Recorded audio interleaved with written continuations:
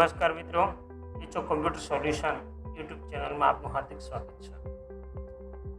હવે અહીંયા આપણે જાણીશું ધોરણ 10 અને 12ના વિદ્યાર્થીઓ માટે ટ્રાયલ અને કેરેક્ટર સર્ટિફિકેટ કઈ રીતે ફોટો જનરેટ કરવા.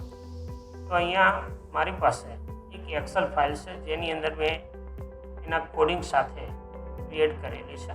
એની અંદર માત્ર અને માત્ર તમે તમારી શાળાના વિદ્યાર્થીઓનો ડેટા ઇનપુટ કરશો તો જેથી ઓટો જનરેટ એ થઈ જતા હોય છે. અહીંયા હું એક્સેલ ફાઇલ ખોલું છું. ત્યારબાદ અહીંયા તમારી શાળાનો તમામ ડેટા ઇનપુટ કરવાનો રહેશે. પ્લેસ અહીંયા માનો કે ડીસાથી કે પાલનપુરથી કે થરાદથી વાવથી ત્યાંથી તમે તમારા શહેર છે એનું અહીંયા માત્ર નામ લખવાનું છે. ત્યારબાદ અહીંયા ટ્રસ્ટનું નામ લખવાનું છે. પછી અહીંયા તમારી શાળાનું નામ લખવાનું છે. તમારી શાળાનો લોગો અહીંયા ઇનપુટ કરાવવાનો રહેશે.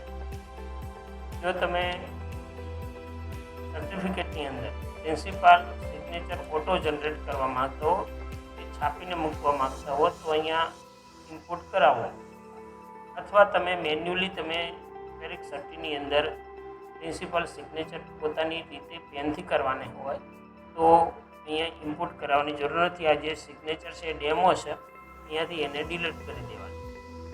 ત્યારબાદ અહીંયા સ્ટુડન્ટ ડેટાની અંદર જઈ માત્ર અહીંયા મેં ડેમો માટે બે નામ મૂકેલા છે.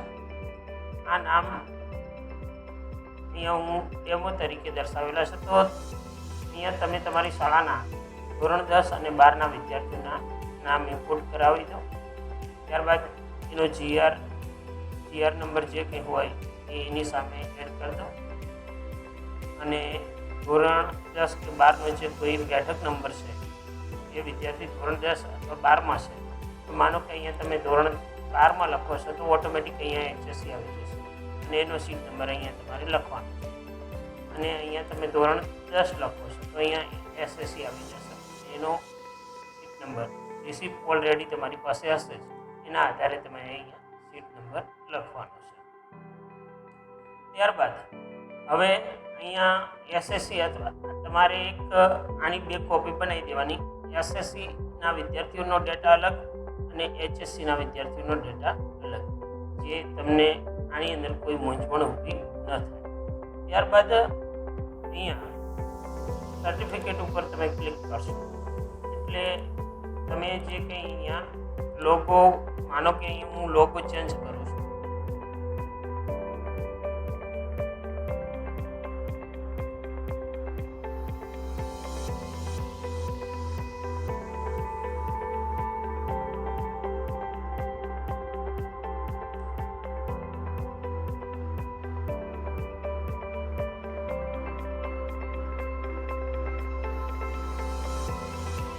તમે તમારી રીતે મેન્યુઅલી એડજસ્ટમેન્ટ કરી શકો છો. હવે અહીંયા લોગો ઓટોમેટિક બંને સર્ટિફિકેટની અંદર આવી જશે. અને ત્યારબાદ અહીંયા સિગ્નેચર જો તમે કરવા માંગતા હો કમ્પ્યુટરાઇઝ તો અથવા એથી તમે એને ડિલીટ કરી શકો છો.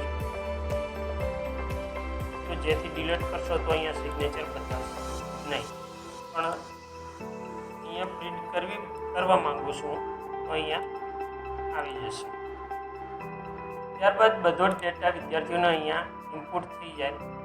એના પછી અહીંયાથી તમે માત્ર માનો કે પહેલા નંબરવાળા વિદ્યાર્થીનો મારે ડેટા ઇનપુટ કરવો છે તો અહીંયા ઓટોમેટિક એનું કેરેક્ટર સર્ટિફિકેટ બની જશે અને ટ્રાયલ બની જશે. અને તેથી એડવાન્સમાં તમે આ તૈયાર કરેલા હોય તો તમે 6 તારીખે આપી શકો. એટલે આજની તારીખ નહીં આવે પણ હવે પછીના 5 દિવસ પછીની 3 દિવસ પછીની તારીખ આવશે અને એને તમે એક PDF તરીકે સેવ કરી દેવાનું કે જેનાથી કરીને તમારે જ્યારે રિઝલ્ટ જાહેર થાય છે ત્યારે તમે એના ઉપર સિગ્નેચર કરી અને વિદ્યાર્થીઓને આપી શકો. હવે આ જે તૈયાર થઈ ગયેલું જે જે ટ્રાયલ અને કેરેક્ટર સર્ટિફિકેટ છે એના ઉપર માત્ર ને માત્ર તમે મેન્યુઅલી સિક્કો કરી અને વિદ્યાર્થીઓને તમે આપી શકો છો. આ તમારું ઓટોમેટિક ટ્રાયલ અને કેરેક્ટર સર્ટિફિકેટ જનરેટ થઈ ગયું છે. વિડીયો તમને પસંદ આવ્યો હોય તો લાઈક કરો, શેર કરો એન્ડ સબસ્ક્રાઈબ.